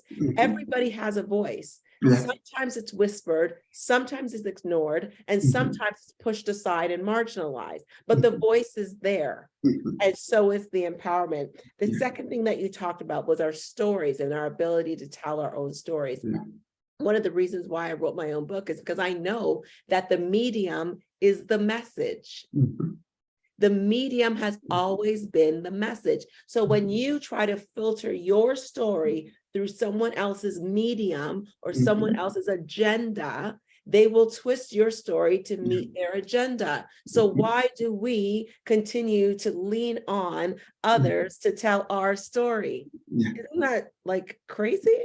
What do you expect to happen with that story? Your story will be diluted, it'll be altered, it will fit another agenda. So, you know, when I was in politics, there was often times where media would say, well, Selena doesn't do any media. And it got really hot for me because you're supposed to do media. But I know as soon as I say one sentence, it's going to be twisted into something else. So I use social media and I told my story directly there. And when media will call, I say, just tell them to go to my Facebook page or go to my Twitter account or go to my Instagram. And that would annoy them. But that was an act of disruption. That was me saying that the medium is the message. And I understand that my message could never be filtered as I wish it to be through your medium. Number 3, everything is resistance. And what is the force that is coming against us? Well, the forces, more than one, are patriarchy, capitalism, colonialism, white supremacy, all of those forces. So when we wear our hair out, right? What is that? What are we disrupting with that? We're disrupting white supremacist views on what Black women should look like when we have our hair natural. Remember, this is going back to the 1700s, the Tiong laws, saying that we couldn't expose our hair. And then what did Black women do? Black women put our headscarves on. Today is wash day, so the rest of my hair is covered. I only have my 2 plaits out in the front, but we used to cover our hair with these beautiful tapestries because you cannot hold us down. Right. So all of these forces, when we talk about rest, what is rest disrupting? What is that force that we're pushing back against? Capitalism, colonialism, those kinds of things. When we decide with intentionality that we are going to disrupt, you're absolutely right. What are we disrupting? Are we disrupting for the sake of disruption? But you have to also ask yourself, what are we disrupting? But why? What is the why are we disrupting? And I think Faisal did an excellent job in articulating the why. The why is the people. The why is the communities. The why are those who, I understand the power and privilege I have. Everybody else seems to think that power and privilege is a bad word. I know the power and privilege I have in this particular position. I say something and prime minister's offices listen. Right? So I know what capacity I have. So when I speak, I know my why is for exactly what Faisal was talking about when he said that it's about his community. He went through his entire conversation talking about his community. And when I'm just going to throw some numbers into Faisal's presentation because I was on the Black Scientist Task Force for the city of Toronto. At the peak of the pandemic, in his community and those like his, 30% of the burden of COVID-19 was falling on 9% of the population. We only make up 9% of the city of Toronto. 30%, meaning hospitalization, sickness, death was falling on 9%. What kind of disproportionate craziness is happening with that? Right? So it's understanding the forces, understanding that we need to push back against them, but also understanding, why do I keep showing up? Why do we keep doing this? Why does Faisal keep talking about North, South, West? Why are we continuing to talk and to aggravate and to disrupt? It's because the people. It's our democracy, from the Greek word demos and kratos, meaning the power of the people. Power of the people has been diluted. Mhm. And so it is up to us who have the capability and the privilege and the power to disrupt, to do so. It is our responsibility, as my brother Dave said, it is our responsibility to do so. And so we do so with vigor and with energy and with a smile. Wonderful. That's powerful, Selena. Thank you. Okay, so I think if you have questions, please, you can ask at this point. But can I just say one other thing before I go? Because Rose did have a question about how do, I can't even find it now. okay. Scroll and find Yes, it. yes. Yeah, that's the one I'm looking for. Oh, yeah. I can tell you Yeah, this. she says, how does power look from a body that has been Mhm. disposed, broken, exposed, criminalized, and violated? And Mhm. this is a very powerful question, Rose. Yeah. And one would look at this question and say that there is no power in that body. But if the only thing that you could do is tell the story of your disposition, if you could tell the story of your brokenness, if you could tell the story of your criminalization, remember Brian Stevens' work. You know, it's those stories that are told that then activate, that then become the catalyst for, that then become the driving force for a lot of us who are not broken, who have not been criminalized, who have not been violated, to take up that work.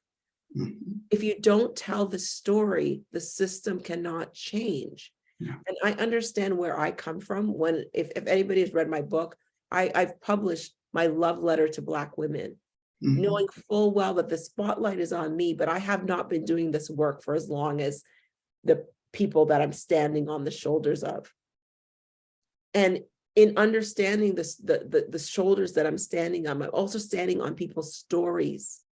When I talk about my mental health, and I'm able to talk about the fact that I live with major depression and anxiety, I had women who came to me and said, well, that's good for you, Selena, that you could talk about this. But if I do, I fear I'm going to lose my job or lose my kids.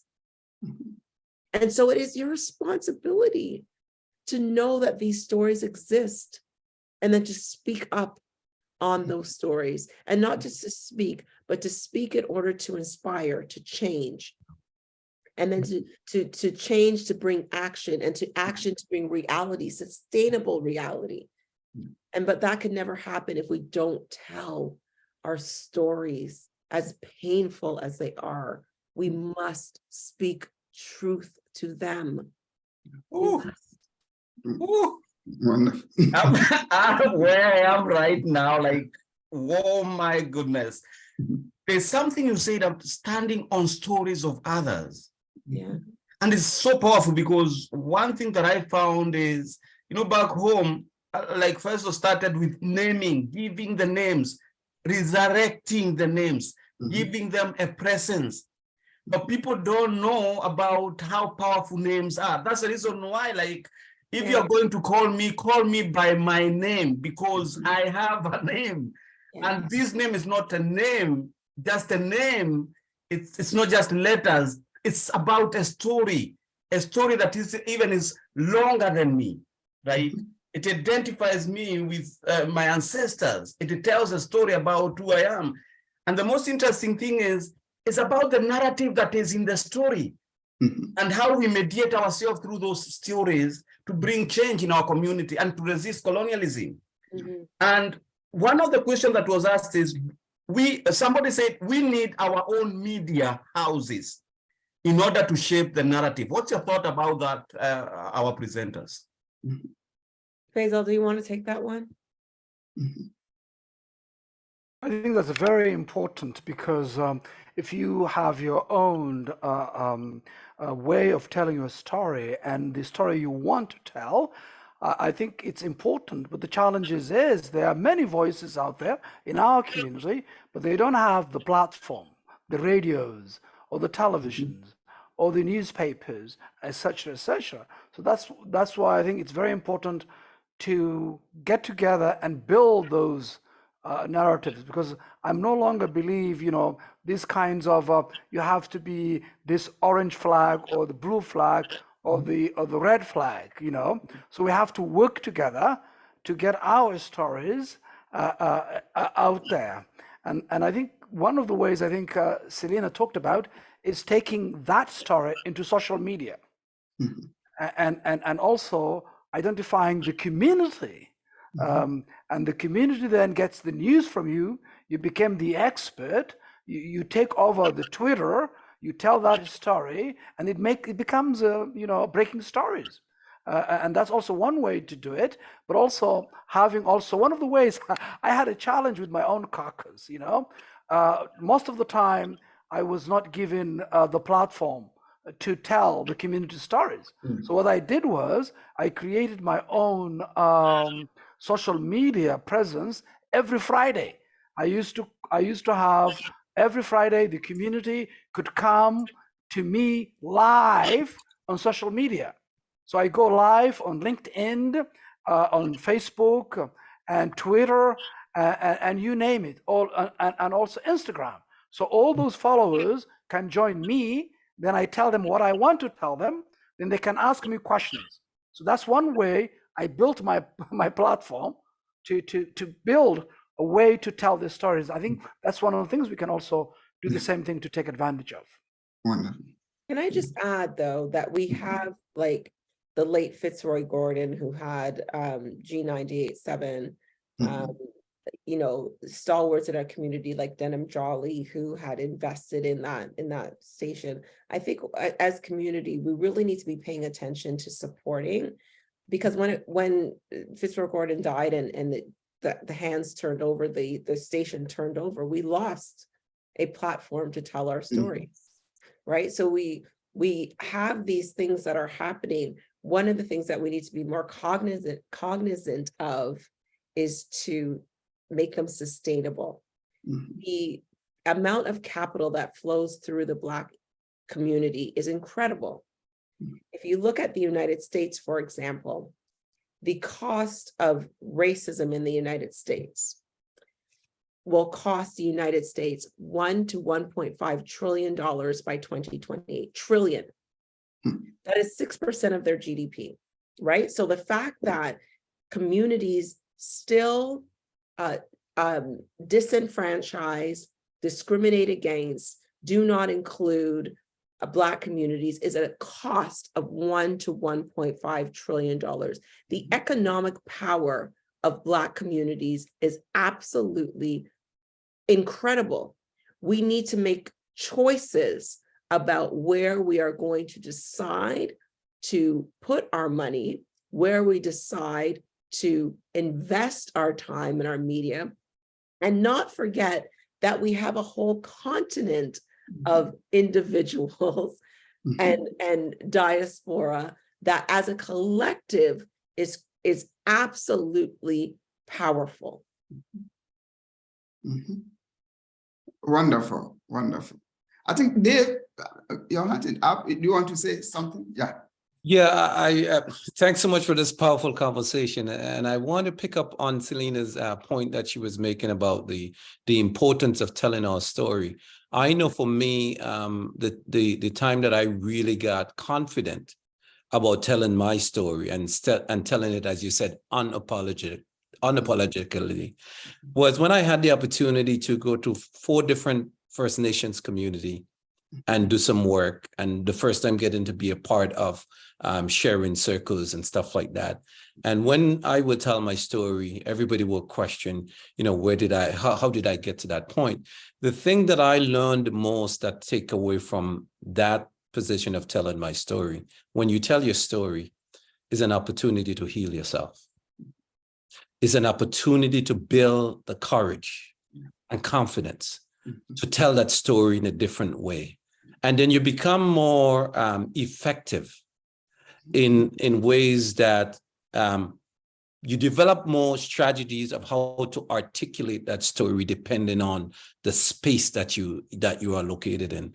So I really want to emphasize the point of telling that story, because of what comes out of that is the healing. For me, most importantly, was the healing, because that healing allowed me to develop that, what you were talking about, Selena, that unapologetically tell my story with confidence, tell my story with courage, and most importantly, starting to learn how to be strategic in the space that I enter into, and what is the story I want to tell and how I want to tell that story. So thank you, because that is a powerful piece that I think is very important as we think about our narrative. Thank you, Jane, for pushing our narrative this year for our theme of transformative journey. And I'm glad that the federal government listened to us and then came up with this afterwards, our story to tell.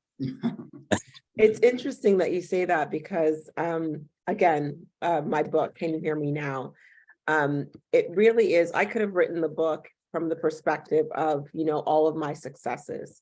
And if you read the book, you will see very clearly that I talk about every single challenge that I've had, every mistake that I've made is in here, every vulnerable moment, every shame, every guilt, every hurt. And what has happened in the writing, it was very cathartic. There was a healing for myself, but also when people read it, they saw healing in themselves as well, right? Because we think that our stories are so different, but they're very similar. Like, I had a 61-year-old white man say, "Oh my God, our stories are so similar." And I'm like, "Brother, are you okay?" Like, I don't think so. But we do have a similar story. So it heals myself and others. But also, in that telling of the story, you're also able to redefine. And what I was able to do was redefine what a politician looks like. A politician is messy and makes mistakes. A politician does stuff and gets hurt. A politician has painful moments. A politician trips over and makes tons of mistakes. And what I've learned from that in actually being in politics is, from that hurt came the humility to listen to other people's stories. From that pain came a very intentional purpose around advocacy. From that mistake came a very important message that I give to others. And so you take, if there is another side to the coin, at some point you have to see that purpose in that pain, that humility in that hurt, that passion in the mistakes that you make, and you turn that messy situation into something quite beautiful. And for me, it really helped to redefine that, no, Selena's just not the award winning and the shiny, and she seems like she has it all together. No, Selena did not have it all together up until last week. Maybe I kind of got it together just for this meeting. I still don't have it all together, and that is okay. That's our human journey. Wow, Selena, you're all, I don't think there's anybody who can really summarize what you're saying. It's so difficult to summarize, and that's who you are, because I always tell people, like, Black is messy. It's about messiness, and you've brought that. It's a methodology of Blackness. It's called messiness, working with messiness. And I think the question being asked here may also help us, because you've brought another methodology. You talked about the why, and now you're bringing the how of how to go about doing this work, right, in ways that are Black. Yeah. And I want to yield the floor to my sister here, who has her hand up before we run out of time. yeah. But it's just a quick question. So how do we start dialogue again, and people speak and start thinking on sensitive topics and taboo topics? Oh, that's a question from the floor. Okay. I think once you are thinking about that, maybe Jane will want to ask a question. Yeah. I didn't want to ask a question. I just wanted to contribute to the conversation that was going on, because I was listening today, and it's something that resonates with many of us when we think about our time going to school and the things we were taught and the things we were not taught. And having come from a background, I was born and raised in Kenya, and Kenya was a British colony. And so a system of education was aligned with the British system of education. Yeah. What we were taught was tailored to what the colonialists wanted us to learn. Yeah. And I cannot start to tell you how much that I learned about others that I didn't learn about our own people. And so when you get the opportunity to leave, for example, when I left Kenya to go to Europe and eventually come to Canada here, I had that history that had been taught to me. History about the indigenous peoples, history about the Black in diaspora, and history about many, many other people. And so when you come, it's almost as if, you are looking to find the truth in the mess that you are taught, and you don't find anything. And then you think about where you are coming from, and you're like, oh my God, I was taught that so-and-so is the one who discovered Lake Nyasa, and so they called it Lake Victoria, for example. I was told so-and-so is the one who discovered, you start going through the emotions and you start questioning yourself of how distorted this history can be and still is up to today. And I think about what you and me need to do to be part of that decolonization process. Yeah. There is so much work that needs to be done. And when we are talking about telling our stories, using our voices to tell those stories, it is everybody's, it's all our responsibility. And I go back to what Selena was saying, we are not here competing. We are here to complement each other so that that hard work can be done. And so how can we use the spaces that we have found ourselves in to be impactful and make sure that every step we make, it's a legacy that you're leaving behind for generations to come? Because I believe so much that when we use the platforms that we find ourselves in to start doing that work, as much as there's a lot of work that needs to be done, and we will always face a pushback along the way, but if we each take our role to play as we do that work, we will be somewhere else in 10 years to come, in 20 years to come, in 50 years to come. We can rewrite that history using our own voices and using our own experiences, because it is us to tell. It is our story to tell. Wow, that's powerful, Jane. That's powerful. I think it's also linked up to what Faisal said earlier on about celebrating our heroes, right? So, for example, as Black people, we should know, or we should be reminded, or we should remind ourselves every single day that where we are, some people fought for us to be here. For example, wherever we find ourselves, whether in academia, whether in any job or any position, people fought, people lost their lives. So when we get there, we should also contribute our quota towards bringing other people up, rather than just thinking that we are the experts, or we are the professionals. So there's no need for us to do more. There is so more work to be done in our Black community. So that's powerful. In terms of education, when you are in, for example, in Africa, it depends on what course you study. Sometimes even colonization, you will not even hear of it, right? When you are doing courses like sciences, what I did, I came to Canada before I hear about indigenous, right? And it's sad. Meanwhile, when you go back home, you realize that most of the things that we do, there was a time I went to present at a certain point, and somebody was talking about agroforestry. And the person was talking about how when you are growing crops, you don't cut the trees, you leave the tree. I said, that's what our grandparents were doing. And then the colonialists came and said it was not good, so they should cut the tree. And now it has been repackaged as something new. Remember, this is what we've been doing all this work for the time immemorial, right? So I think there's this kind of maybe going back and then revisiting our story, our history. And also, I think it's not only about here. We need this kind of decolonial education back home to be able to let people know, to be even proud of themselves before coming here.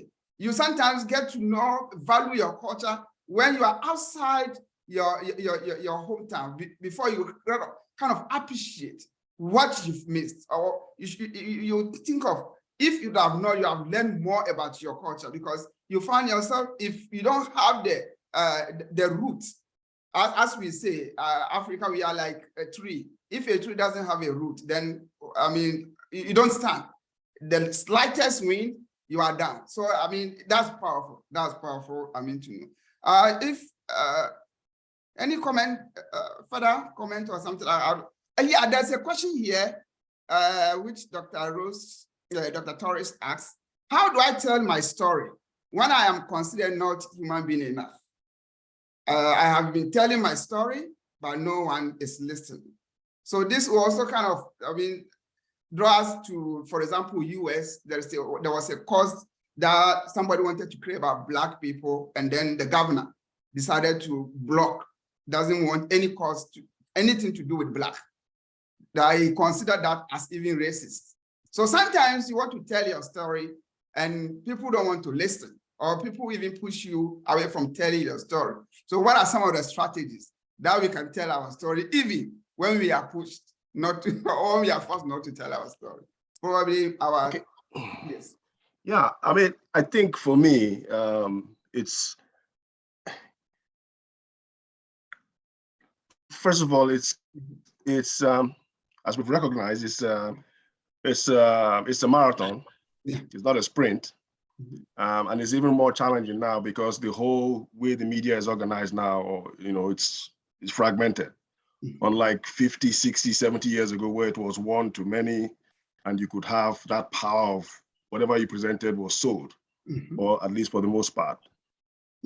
So what I tend to focus on is myself first, the next guy, which is my kids, and then my immediate surrounding.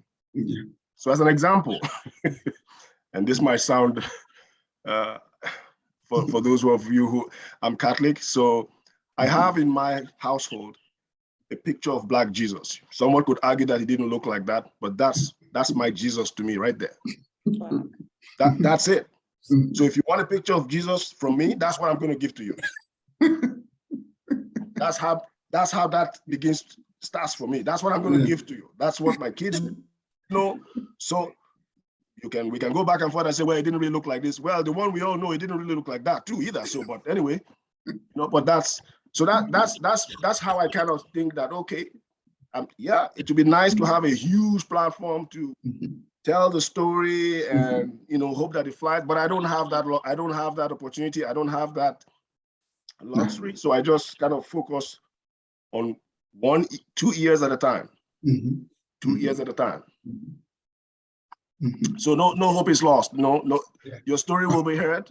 I mean, whoever was saying that no one is listening, there's people that will listen to your story. It might not be CNN, but there's people that will listen to your story.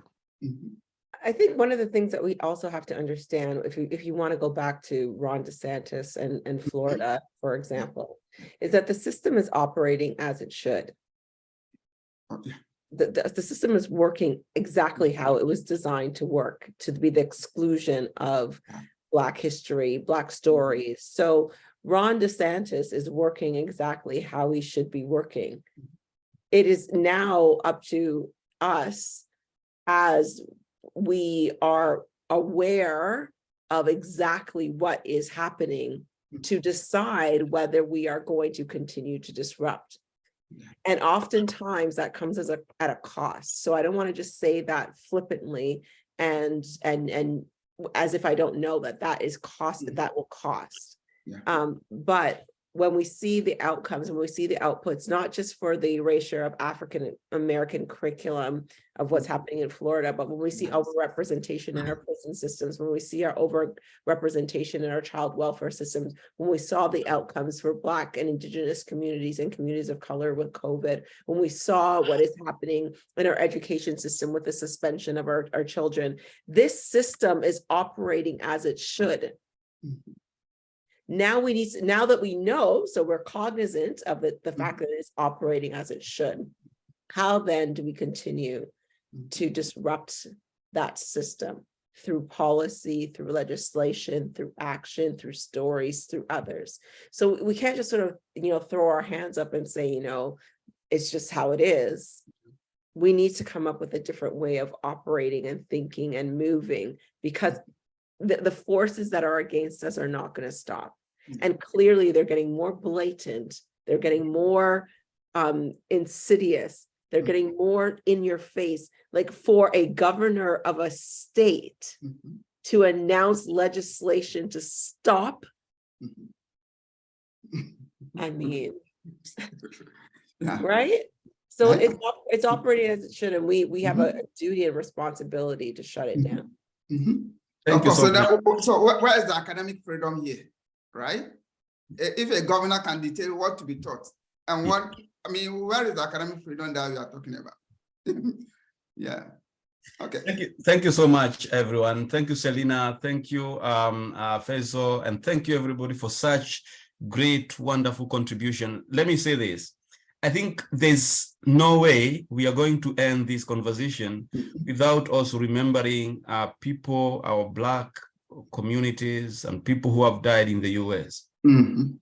We've had so many people who have died on the hands of, for example, police officers, the chokehold. And the discussion today is about, for example, what happened in the US, where Black police officers killed a Black person, a Black man, and how quick the system worked towards doing what it's supposed to do, like Selina is saying. There before, there was a case of George Floyd, but the system was slow.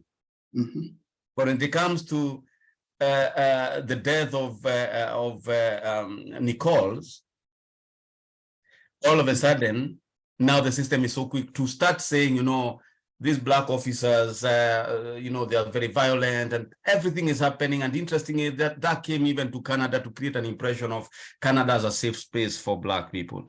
And this is historical.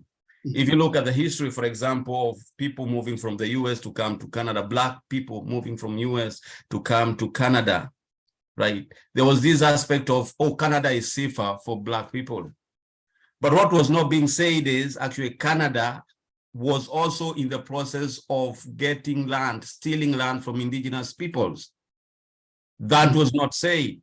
In short, what I'm saying is, there is no way I'm going to imagine myself without imagining issues facing indigenous communities.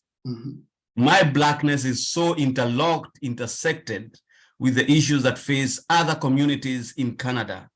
And I'm not going to play that game of trying to sanitize Canada to seemingly look like it's a safe space for Black people, when I see my indigenous brother dying on the street because they're homeless.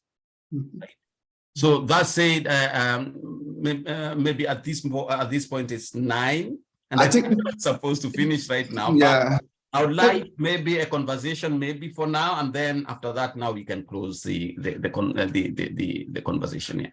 Yeah, I think Dave has his hand up. Yes. Maybe he can. Yeah. Anybody can jump in. Wrap it up for us. Yeah, just really quick. I mean, as we were talking about, as the question earlier on, and we lamented on having our own media platform, I was reminded by Audre Lorde's quote, and even to the point that Denise, you was just making, where she says, the master's tool will never be used to dismantle the master's house. And so it's so important that we remember that the media is a social conditioning tool. So, and we know who owns the media. So I just wanted us to share that out there, how, as Selina was saying, we have to reimagine of different spaces of how we tell our story. We cannot be dependent on the current media because we know it is the master's tool. And so we have to re-envision as leaders, we have to find ways of getting our stories out there and telling our stories. I just wanted to add that because I think that's an important piece that ties to the entire conversation that we are having. And Audre Lorde's mentioned those words so long ago, but are they ever so true for today? Thank you. Thank you. Thank you very much. Okay, Dr. Nyanga, do you want to wrap up? I think for now, you want to say something, Selena, or Faizo? I just want to hear what you think about that.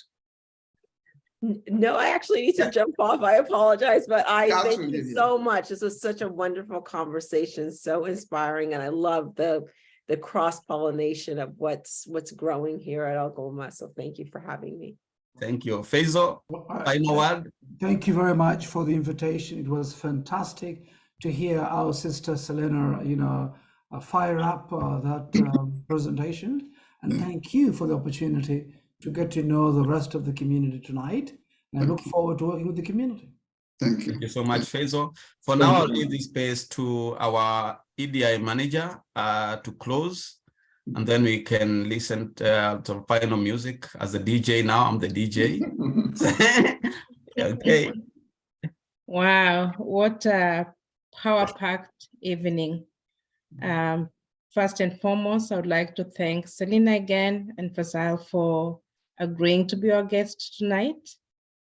You have left us full, and you've also challenged us on the work that is ahead. And so as we wind our evening and continue with the good work that we have been doing, we feel energized. When you're working, you need to go back to a space that if your glass is half full, you get it refilled. And I feel that I'm leaving this space tonight, feeling that I have more energy to start my next step tomorrow, knowing very well that we are in this work together. We are not competing, we are complementing each other. And so as you work hard in Southern Ontario, we've taken our fort here in Northern Ontario, and we are doing our fair share of the work. Yeah. So thank you so much, everyone, for coming tonight. I wish you a wonderful weekend, and let's continue to make the connections that we have established outside this session and just get that conversation going. Thank you so much. We are honored to have you, and have a good weekend. Thank you. Thank you. Thank you. DJ, now you can play the music. But it's playing games with me because what they have now. Okay, just a minute. Okay. Just a minute. Okay. Just a minute. Really? This is the time that wants to play the really another one. Okay. And then now I take Okay. when people see photos, they think it's from an expensive camera, and I feel like a fraud. I think what I'm gonna do is That's fine. My name is Michelle. Dave, that's nice to meet you.